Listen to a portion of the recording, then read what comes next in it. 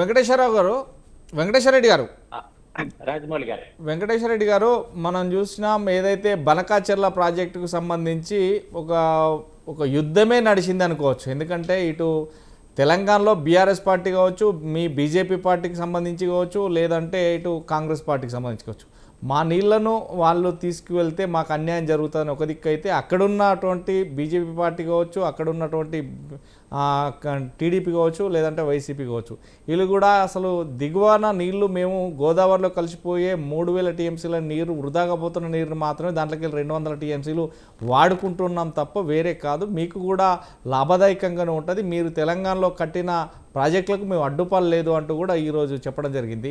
అంటే మొత్తం మీద ఈ రెండు రాష్ట్రాలను సంయుక్త కూర్చున్నటువంటి మీ ఢిల్లీ పెద్దలు ఈ నేపథ్యంలోనే జలవనరుల శాఖ మంత్రి గారు ఇద్దరిని కూర్చున్నప్పుడు ఇద్దరు సీఎంలకు తీసుకొచ్చి ఒక కమిటీ వేయడానికి కూడా ఓకే చేశారు. దానికి తెలంగాణ, ఆంధ్రప్రదేశ్ ఇద్దరు ఆ కమిటీలో మెంబర్లు కూడా ఉంటారు అని చెప్పడం జరుగుతుంది. అంటే మొత్తం మీద ఒక సంయుక్త కుదిరినట్టేనా? మొత్తం మీద బనకాచెర్ల అంశం లేదు అంటున్నారు, కానీ బనకాచెర్ల గురించే ఈ అంశం జల వివాదం గురించే అని అనుకోవచ్చా?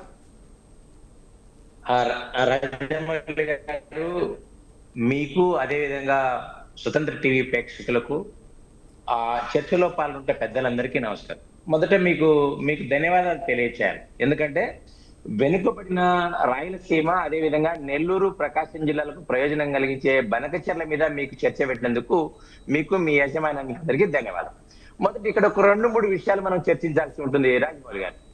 ఏంటంటే తెలంగాణలో ఇప్పుడు బనకచెర్ల నిర్మాణం మీద ఆంధ్రప్రదేశ్ ప్రభుత్వం తీసుకున్నటువంటి నిర్ణయం, భారతీయ జనతా పార్టీ కూడా ఆంధ్రప్రదేశ్ లో పాలకంలో ఎన్డీఏ కూటమిగా ఉన్నది, దీన్ని స్వాగతిస్తా ఉంది. మొదట బనకచెర్ల, ఎందుకంటే లోయర్ రైపేరియన్ రైట్స్ లో ఉంటున్నటువంటి హక్కులు కానీ, గోదావరి నుంచి ఎత్తిపోతల పథకం ద్వారా మీకు ఈ రోజు పెన్నాలో నీళ్లు కలిపి రాయలసీమ వెనుకబడిన ప్రాంతమైనటువంటి ఏదైతే మీకు ఈ రోజు ప్రకాశం జిల్లాలోని కొన్ని మండలాలు, నెల్లూరు జిల్లాలోని కొన్ని మండలాలు, కడప జిల్లాలోని కొన్ని మండలాలు తాగునీరు లేదండి. రాయలసీమ వెనుకబడిన ప్రాంతంలో ఇక్కడ తాగునీరుకి చాలా ఇబ్బందిగా ఉంటుంది.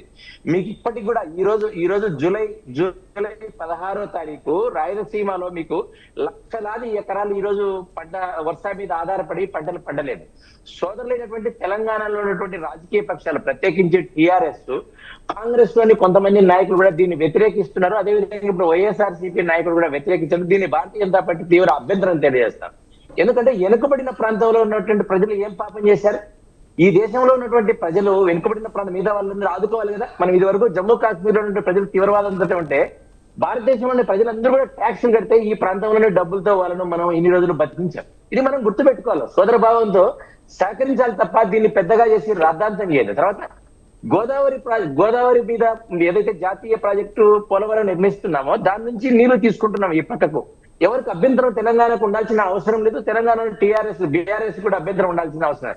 ఇదే బీఆర్ఎస్ పార్టీ 2019 నుంచి 24 వరకు జగన్మోహన్ రెడ్డి గారు ముఖ్యమంత్రి ఉన్నప్పుడు కాళేశ్వరం ప్రాజెక్టు ప్రారంభోత్సవానికి వెళ్ళలేదా? కాళేశ్వరం ప్రాజెక్టు అన్ని అనుమతులు తీసుకొని నిర్మించారా? ఈ రోజు పాలమూరు రంగారెడ్డి ఎత్తిపోతల పథకానికి ఈ రోజు ఏ విధంగా చేశారు? నేషనల్ గ్రీన్ ట్రిబ్యునల్ వీళ్ళకి ఫైన్ వేయలేదా? ఫైన్ కట్టి వెంటనే చేశారు కదా, చేయలేదు. కాబట్టి వీళ్ళు రాజకీయాల కోసమే మాట్లాడుతున్నారు, ఇంకొకటి కానే కాదు. తర్వాత ఈ ప్రాజెక్ట్ ఈ రోజు ప్రారంభిస్తే ఎక్కువ రోజులు అవుతుంది, చాలా కాస్ట్లీ, డబ్బుతో కూడుకున్నటువంటి వ్యవహారం. దాన్ని కూడా ఆంధ్రప్రదేశ్ లోని ఎన్డీఏ ప్రభుత్వం, చంద్రబాబు నాయుడు గారి ప్రభుత్వం చేసి పెడుతూ ఉంటే, ఒకవైపు వీళ్ళు సొంత రాజకీయాల కోసం ఆంధ్రప్రదేశ్ నుండి నీళ్లు తీసుకొని పోతున్నారని తెలంగాణలో ప్రజలను ఇంకొక వైపు మళ్లించడం కోసం, రాజకీయంగా లబ్ధి పొందడం కోసం బీఆర్ఎస్ ఈరోజు ప్రయత్నం చేస్తుంది. ఇది కానే కాదు. కాబట్టి తెలంగాణలో ప్రజలు కూడా అర్థం చేసుకుంటున్నారు. ఈరోజు వెనుకబడిన ప్రాంతంలో ఉన్నటువంటి రాయలసీమ మిగతా జిల్లాల్లో సాగునీరు కాదు, త్రాగునీరు లేదు. మీరు ఈరోజు రాయలసీమలోని కర్నూలు, అనంతపురము, కడప, చిత్తూరు, తిరుపతి లాంటి నగరాల్లో రాజమౌళి గారు, కేంద్ర ప్రభుత్వం ఈ ప్రాంతంలో మీకు ఉదాహరణకు ఒక విషయం చెప్తా ఉన్నాను. ఏదైతే అండర్ గ్రౌండ్ డ్రైనేజ్ ఇవ్వాలని ఒక షరతు ఇస్తే దానికి ప్రతి పౌరునికి రోజుకు 70 లీటర్ల నీళ్లు ఇవ్వాలి. అది ఇవ్వలేని పరిస్థితి ఈ రోజు ఉంది ఈ ప్రాంతంలో మొత్తం గల్ఫ్కు వలస వెళ్తున్నారు లక్షలాది ఎకరాలు. ఈ రోజు ఒక్క అనంతపురం జిల్లాలోనే ఉమ్మడి అనంతపురం జిల్లా, హిందూపురం, అనంతపురం పార్లమెంట్ పరిధిలో 24 లక్షల ఎకరాల వేరుశనగ పంట వేయలేదు. నీళ్లుంటే వేసుకునే వాళ్ళమే కదా. కాబట్టి ఈ ప్రాంతంలో ఇవన్నీ తలుసుకుంటే బాధ అవుతుంది ఈ ప్రాంతంలో. కాబట్టి ఇటువంటి ప్రాజెక్టును కూడా వీళ్ళు అడ్డుకుంటున్నారు. మా నీళ్లు వెళ్తున్నాయి.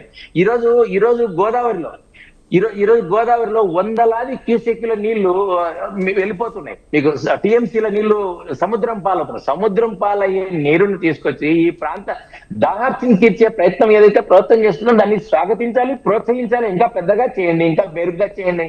చెప్పాలి నిలిచిపెట్టి కొన్ని రాజకీయ పార్టీలు తానా అంటూ ఏదైతే బీఆర్ఎస్ మాట్లాడుతుందో దానికి అనుకూలంగా ఈ రోజు వైఎస్ఆర్సీపీ మాట్లాడుతుంది.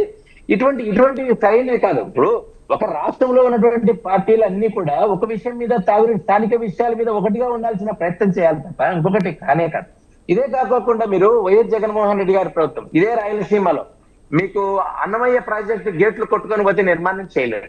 అదే పూల సుబ్బయ్య వెలుగొండ ప్రాజెక్టుకు అతను 5 సంవత్సరాల పాటు 900 కోట్ల రూపాయలు మాత్రమే ఖర్చు పెట్టాడు. అదే విధంగా రాయలసీమ ఎత్తిపోతల పథకానికి ఈ రోజు నేషనల్ గ్రీన్ ట్రిబ్యునల్ అబ్జెక్షన్ చేస్తే దానికి ఫైన్ వేస్తే చెన్నైకి వెళ్లి దాని ఫైన్ కట్టలేని పరిస్థితి. కాబట్టి వీరికి చిత్తశుద్ధి లేదు.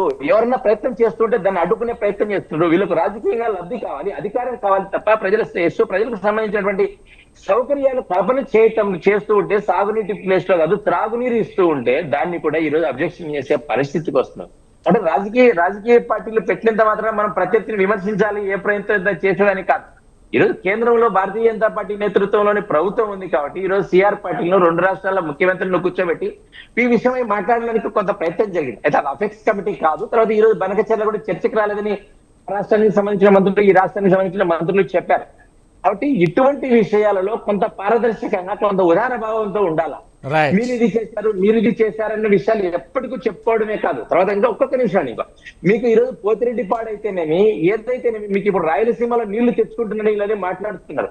రాయలసీమలో ఈ రోజు ఒకవేళ నీరు తెచ్చుకున్నప్పటికీ కూడా మాకు స్టోరేజ్ చేసుకునే ప్రాంతమే. ఈ రోజు అనంతపురం జిల్లాలో పట్టుమని 20 టీఎంసీల నీళ్లు పట్టడానికి కూడా ప్రాజెక్టులు లేవు. అదే మీకు కడప జిల్లాలో అయితే, అదే చిత్తూరు జిల్లాలో అయితే, అదే కర్నూలు జిల్లాలో అయితే మాకు ఎక్కడ కూడా 200 టీఎంసీలు స్టోర్ చేసుకోవడానికి కూడా మేము నీళ్లు పొలాలకు వెళ్లించటం లేదు, చెరువులకు మాత్రం నింపే ప్రయత్నమే చేస్తున్నాం. కాబట్టి ఇటువంటి విషయాల్లో బీఆర్ఎస్ భారతీయ జనతా పార్టీ ఆంధ్రప్రదేశ్ తరఫున చేసే విజ్ఞప్తి ఏంటంటే మీరు ఇటువంటి మీ రాజకీయ స్వలాభం కోసము వైఎస్ఆర్ కాంగ్రెస్ పార్టీతో జతగలిపి మీరు ప్రయత్నం చేయొద్దండి. వెంకటేశ్వర రెడ్డి గారు ఒక్క నిమిషం, మీకు నిధులు ఉన్నాయి వెంకటేశ్వర రెడ్డి గారు పుష్కలంగా, కాబట్టి మీ ప్రజలు కూడా బాగుండాలని కోరుకుంటున్నాం.